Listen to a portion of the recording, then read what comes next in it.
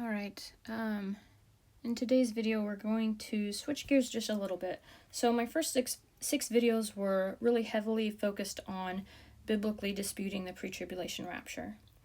And what we're going to focus on today is kind of linked to that, but a little bit different. All right, so we saw that the rapture happens after the Great Tribulation and the Mark of the Beast. You can go back and watch the first 6 videos if you haven't. Today, we're going to focus on this idea that kind of we get indoctrinated into it when we believe in the pre-tribulation rapture, or if we've ever seen the Left Behind series with Kirk Cameron. Okay, there's this idea that when Christ comes, he's coming to take the righteous and the wicked are left behind. This is actually not at all what the Bible teaches.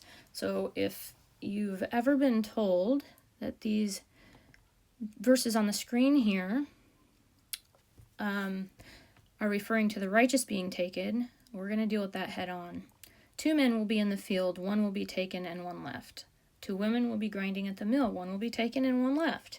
I tell you that in the night there will be 2 in bed, one will be taken and the other left.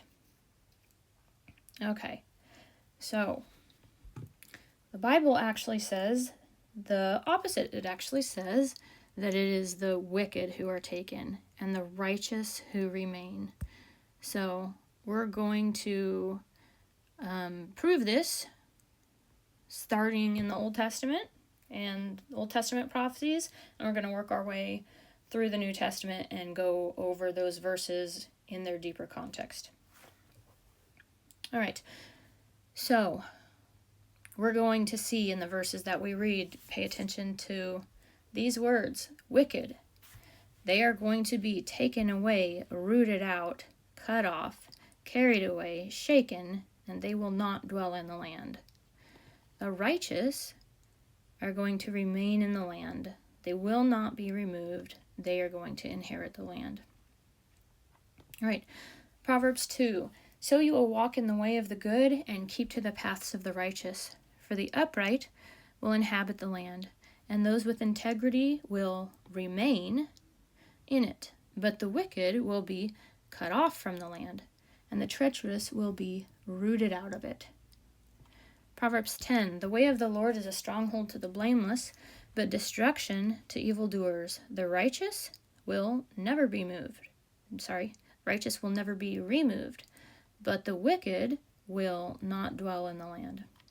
Job 21. How often is it that the lamp of the wicked is put out, that their calamity comes upon them, that God distributes pains in his anger, that they are like straw before the wind, and like chaff that the storm carries away. Job 34. For according to the work of man he will repay him, and according to his ways he will make it befall him. In a moment they die. At midnight the people are shaken and pass away, and the mighty are taken away by no human hand. For his eyes are on the ways of man, and he sees all his steps. Just a side note here that the mighty in these verses is talking about the kings, princes, and noble ones of the world. You can go check the context of that. All right, Job 38. Have you commanded the mornings since your days began, and caused the dawn to know its place, that it might take hold of the skirts of the earth, and the wicked be shaken out of it? Psalm 37. Wait on the Lord and keep his way, and he shall exalt you to inherit the land. When the wicked are cut off, you shall see it. All right. Psalm 37. For the evildoers shall be cut off, but those who wait for the Lord shall inherit the land. In just a while, the wicked will be no more. Though you look carefully at his place, he will not be there, but the meek shall inherit the land and delight themselves in abundant peace.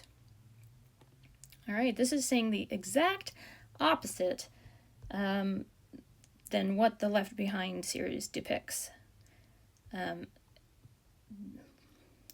It says, we will look at the place of the wicked, and he will not be there. The wicked is who is going to be taken, and the righteous is who is going to inherit the land, that we're going to remain. All right, Proverbs 25, 4 through 5. Take away the dross from the silver, and the smith has material for a vessel. Take away the wicked from the presence of the king, and his throne will be established in righteousness. All right, now we're going to go on over to the New Testament, and we're going to see the exact same thing, that the wicked are unaware, they're destroyed, taken, thrown out, gathered out, and it's the righteous who are left, who remain, and who inherit the kingdom.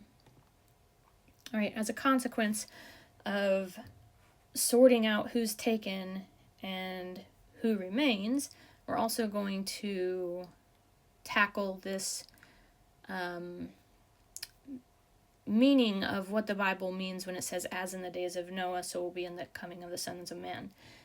There's a lot of false teachings going around out there that as in the days of Noah, so will it be. There will be Nephilim on the earth when Christ comes, or they'll be changing the DNA and corrupting the seed of man and this and that. All right, so that's not found in the Bible, but we are going to see what is found in the Bible when it talks about the days of Noah being likened to the days of the coming of the Son of Man. All right, we're going to just read Matthew 24. Then will appear in the heaven the sign of the Son of Man, and then all the tribes of the earth will mourn, and they will see the Son of Man coming on the clouds of heaven with power and great glory. And he will send out his angels with a loud trumpet call, and they will gather his elect from the four winds, from one end of heaven to the other. All right, now you're probably thinking, see, we're taken. It's the righteous who are taken. Okay, so yes, we are gathered. Yes, we are lifted into the air, or we meet Christ in the air. Okay, but we're going to go a little further, dig a little deeper, and see that that's not really what's being described when the Bible says one will be taken and one will be left. All right, but concerning that day and hour no one knows, not even the angels of heaven, nor the Son, but the Father only. For as were the days of Noah, so will be the coming of the Son of Man. For as in those days before the flood they were eating, drinking, marrying, and given in marriage, until the day when Noah entered the ark. They were unaware until the flood came and swept them all away. Okay, we could say the flood came and took them all away. So will be the coming of the Son of Man. Then 2 men will be in the field, one will be taken and one left. 2 women grinding at the mill, one will be taken and one left. Okay, so what do we see here? The parallel between the days of Noah and the days of the Son of Man is that the wicked are taken. The wicked are swept away. The wicked are taken. Okay, in case you don't believe me here, we're actually going to skip the rest of this, and we're going to go down here to Luke, because in this parallel version, his disciples actually ask, where are they taken? Okay, so just as it is in the days of Noah, so will it be in the days of the Son of Man.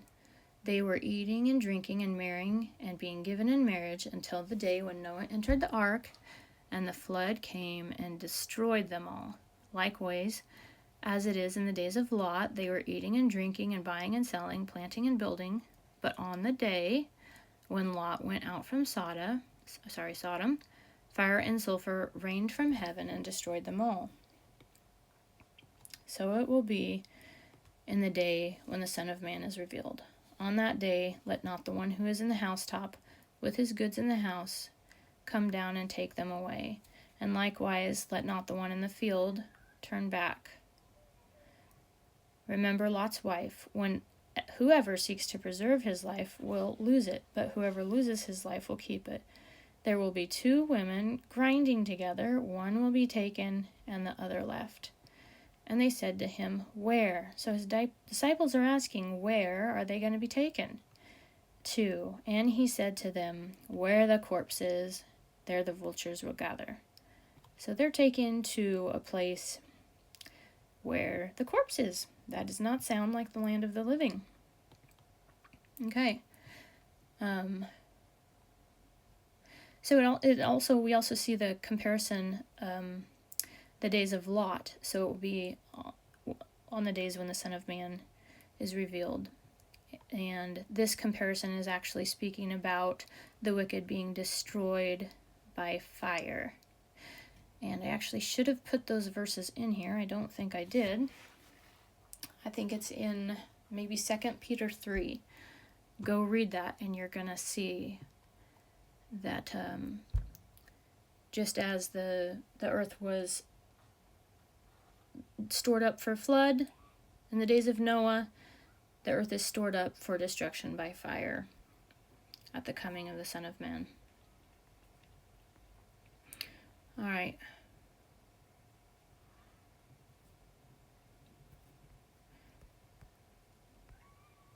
Okay, let's go ahead and look at a few parables. And we're going to see the same pattern, okay? That it's the wicked who are actually taken. The righteous are remaining. Matthew 13, the parable of the weeds. Okay, the kingdom of heaven may be compared to a man who sowed good seed in his field. But while his men were sleeping, his enemy came and sowed weeds amongst the wheat.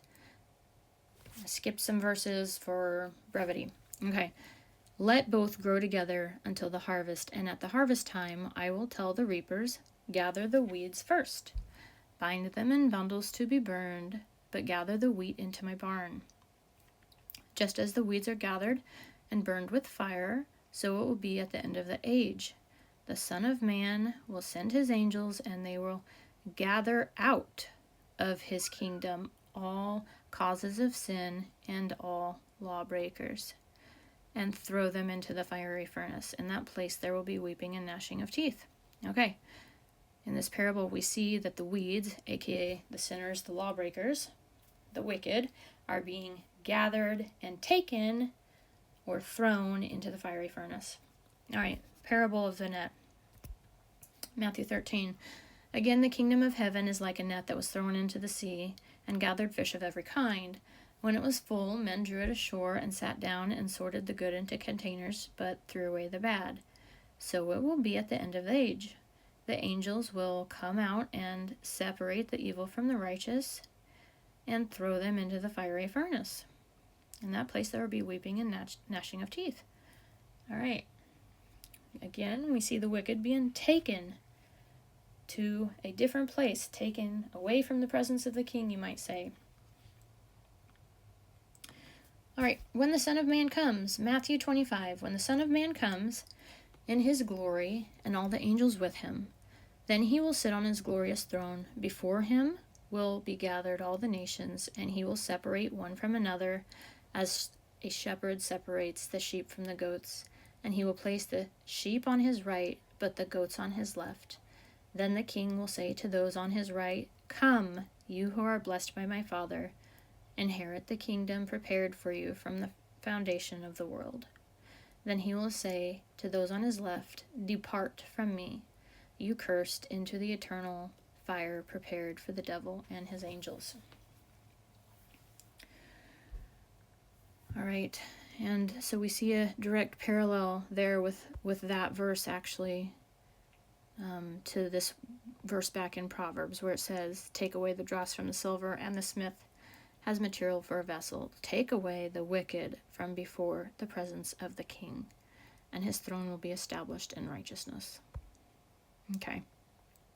So I'm sure I did not catch everywhere in the New Testament that talks about the wicked being taken away, but we did focus in on these verses, especially where it says one will be taken, one will be left, because I want us to really understand that we are called to endure. We're going to be remaining on the earth to inherit as it says down here,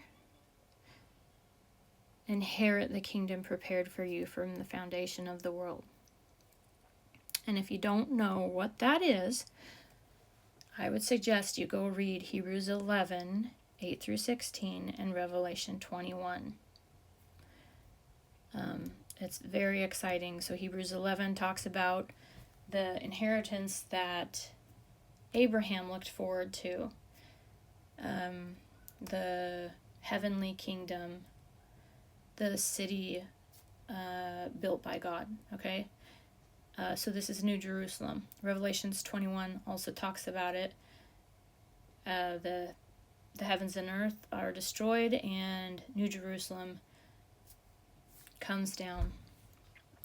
And that is the kingdom that we are waiting to inherit.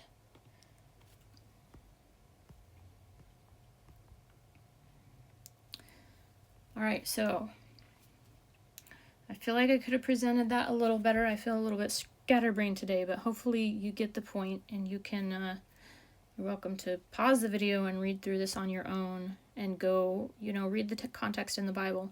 But we're going to see this reoccurring theme, even in your future studies, you're going to see this reoccurring theme of the wicked being taken, being thrown out, and the righteous remaining.